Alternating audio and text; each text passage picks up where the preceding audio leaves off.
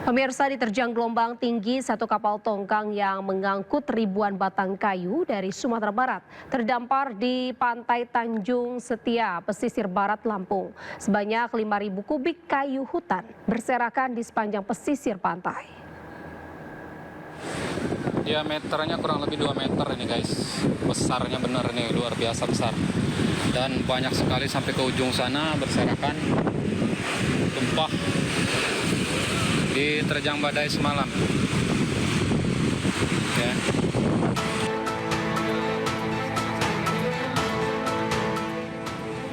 Satu kapal tongkang kandas di perairan Tanjung Setia, pesisir barat Lampung, usai diterjang ombak tinggi dan angin kencang. Dan warga sekitar yang menyelamatkan perahu-perahu di sekitaran sini karena biasanya perahu-perahu diikat di sekitaran pantai sini ya teman-teman ya. Jadi beruntung mereka mengetahui saat terjadi tumpahnya kayu-kayu ini dan mereka menyelamatkan perahu masing-masing. Sebelumnya, kapal tongkang yang bertolak dari Sumatera Barat pada 2 November lalu ini hilang kendali akibat cuaca ekstrim. Ditambah tali pengikat kapal diduga ikut terlilit, memperparah situasi hingga kapal terdampar. Kapal yang membawa sekitar 4.800 kubik kayu ini mendadak menjadi perbincangan, menyusul ramainya isu kayu gelondongan saat banjir melanda Aceh, Sumatera Utara, dan Sumatera Barat. Polisi telah memeriksa 3 anak buah kapal untuk menyelidiki penyebab insiden ini. Pihak aparat kepolisian sudah mengambil langkah-langkah dan tindakan karena di dalam kapal itu juga sudah diambil keterangan dari ABK, ada 3 orang di situ ya, sebulan yang lalu ya, pada tanggal 6 November terjadi kejadian seperti itu. Kalau kondisi kan sekarang kayunya udah keluar kemana-mana Bu? Untuk saat ini masih ditangani oleh pesisir barat dan Pol Air ya. Hingga kini, kapal beserta muatan kayu meranti merah, kayu kruing, dan kayu meranti putih masih terdampar di pantai Tanjung Setia, menunggu proses penanganan lanjutan. Dari pesisir barat dan Bandar Lampung, Andres Afandi, iNews melaporkan.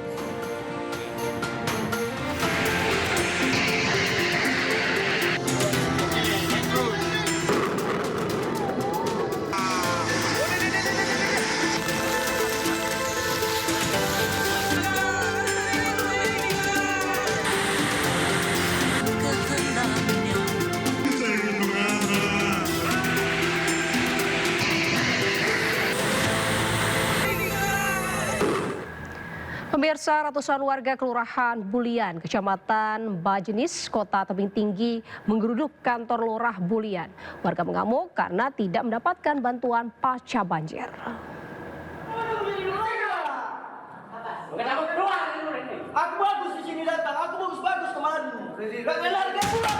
Warga yang didominasi ibu-ibu ini menggeruduk kantor Lurah Bulian, Tebing Tinggi, Sumatera Utara.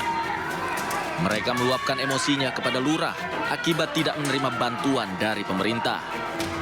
Kemarahan ini dipicu karena mereka terdampak banjir bandang, namun hingga kini tak mendapat bantuan logistik apapun dari kelurahan. Mereka juga meminta penjelasan dari pihak kelurahan yang dinilai kurang terbuka tentang pendataan penerima bantuan bagi korban terdampak banjir. Kalian, lurah, tanggung jawab, Kepling tanggung jawab. Kami warga bencana banjir yang nggak banjir aja dapat. Jadi kami keberatan. Kalau bisa itu jangan kasih semua. Sementara itu, Lurah Bulian mengaku distribusi kupon penerima bantuan dilakukan oleh kepala lingkungan. Ia berjanji akan mengevaluasi hal ini dan menindaklanjuti tuntutan warga. Masalah bantuan kan saya laporkan sama kepala lingkungan untuk mengikut datanya. Kita hanya dapat dengan apa kita, kemampuan kita. Nah, jadi kalau masalah bantuan dari masyarakat mungkin ya kalau mereka untuk sama juga seperti mereka ya kita hanya berusaha. Iya, nanti saya sampaikan kepada pimpinan, mereka meminta juga supaya seperti yang telah dapat, Pak. Setelah dilakukan mediasi antara warga dan pihak kelurahan, kericuhan bisa mereda. Kelurahan akhirnya mendata ulang warga yang terdampak bencana banjir bandang. Dari Kota Tebing Tinggi, Abdullah Sani Hasibuan, iNews melaporkan. Pemirsa, Kabupaten Gayo Lues Aceh masih lumpuh total. 41 jembatan putus mengakibatkan akses transportasi di kabupaten berjuluk negeri 1000 bukit tak bisa dilewati.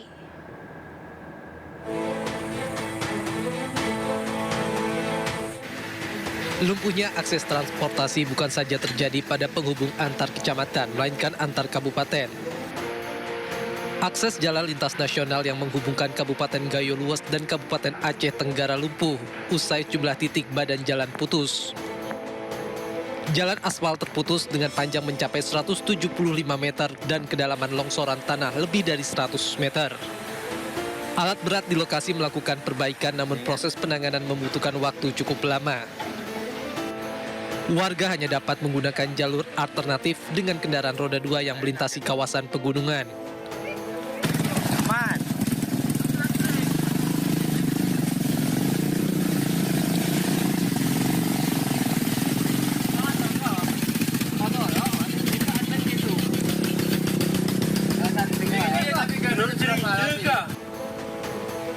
Setidaknya 6 titik putus dan yang terparah terletak di Desa Tetumpun, Kecamatan Putri Betung. Dari Kabupaten Gayo Luas, Aceh, Dosaino Ariga iNews melaporkan. Pemirsa, Gubernur Aceh Muzakir Manaf akhirnya berhasil menerobos Kabupaten Aceh Tamiang lewat jalur darat untuk menyalurkan 30 ton bantuan sembako beserta obat-obatan. Muzakir berjanji akan memenuhi seluruh kebutuhan pokok korban bencana.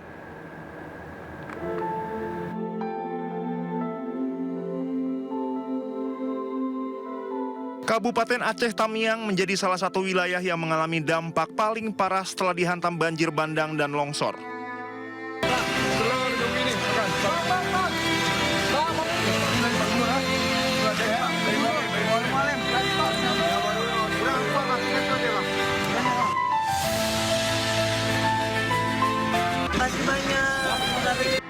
Selama 9 hari tidak ada bantuan yang datang.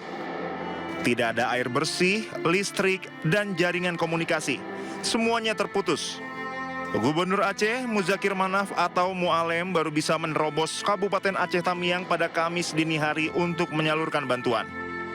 Mualem memboyong 30 ton sembako yang berisi air minum, beras, mie instan, biskuit, telur, dan sejumlah obat-obatan.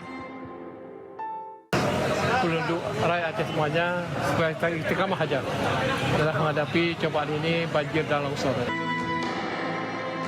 Gubernur Aceh juga melontarkan teguran keras kepada para bupati dan wali kota yang dinilai menyerah dalam menghadapi bencana banjir bandang dan longsor di wilayahnya.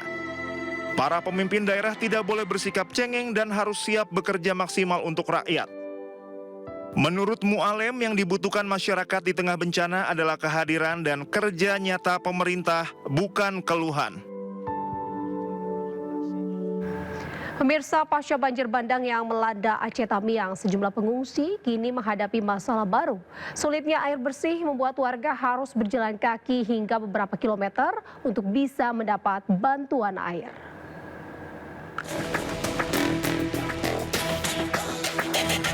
Di tengah lumpur yang belum sepenuhnya kering, pengungsi Aceh Tamiang kembali diuji. Air bersih yang menjadi kebutuhan paling dasar masih sangat sulit didapatkan. Setiap hari, warga dari berbagai posko pengungsian terpaksa berjalan kaki sejauh 3 hingga 5 km menyusuri jalan licin dan rusak untuk mendapatkan bantuan air minum. Keterbatasan logistik membuat pasokan air di posko cepat habis, sementara bantuan air bersih masih jauh dari cukup. Pemerintah daerah dan aparat TNI Polri terus berupaya mendistribusikan air, namun medan yang berat dan banyaknya titik pengungsian menjadi tantangan besar. Kondisi ini memaksa pengungsi bertahan dengan segala cara, termasuk antri berjam-jam dan memikul air mineral yang mereka dapatkan. Selain masalah air minum, warga terutama anak-anak juga terserang diare akibat kondisi yang tidak higienis. Dari Kabupaten Aceh Tamiang, Aceh, Muhammad Alfi, iNews melaporkan. Pemirsa, sejumlah desa di Kecamatan Langkahan, Aceh Utara nyaris hilang akibat dihantam banjir bandang. Penyaluran bantuan masih terkendala akses masuk desa yang terisolir.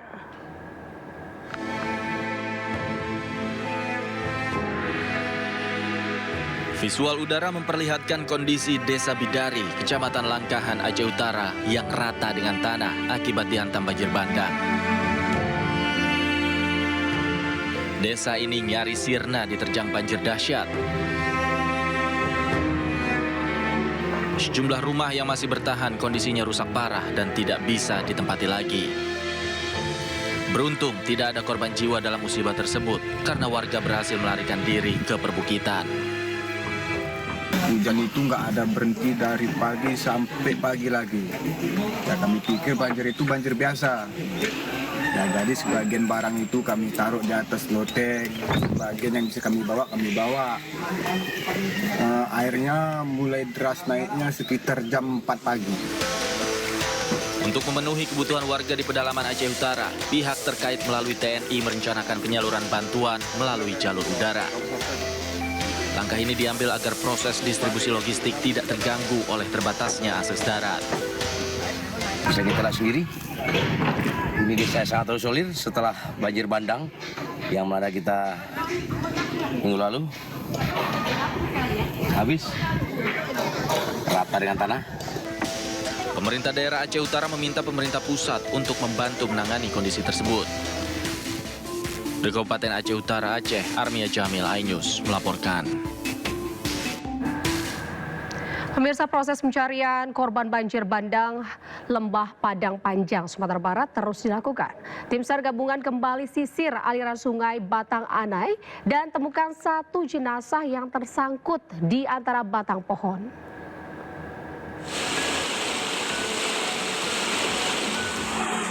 Dengan perahu karet dan tali pengaman, tim SAR gabungan menyusuri derasnya aliran sungai Batang Anai.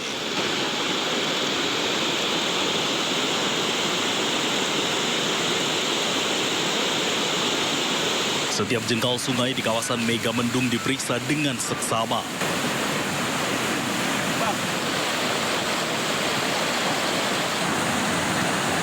Arus deras dan banyaknya batang kayu yang melintang membuat pencarian berlangsung penuh risiko.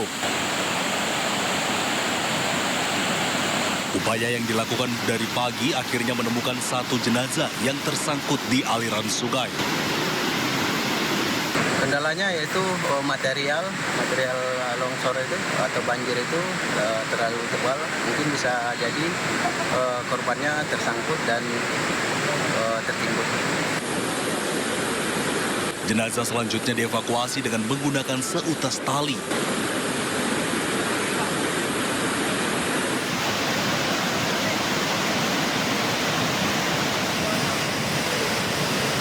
Setibanya di daratan, jenazah langsung dibawa ke Rumah Sakit Bayangkara Padang untuk proses identifikasi. Penemuan ini menambah jumlah total jenazah yang ditemukan dalam operasi SAR menjadi 37 korban. Dari Padang Panjang, Sumatera Barat, Agung Sulistyo, iNews melaporkan.